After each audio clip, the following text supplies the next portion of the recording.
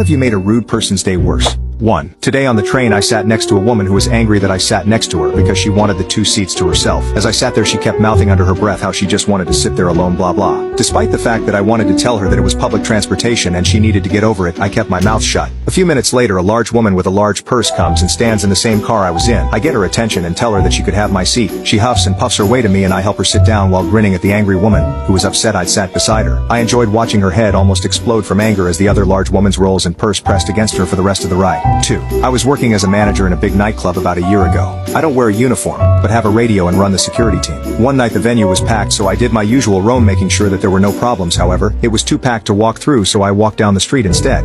Could still very easily see into the section. One guy stares me down, then calls me over, and starts swearing at me for no reason and telling me that pieces of trash like me could never even get into a venue like this. He obviously had no idea I was the manager. However, I didn't want to have security get into a fight inside with him. The guy kept telling me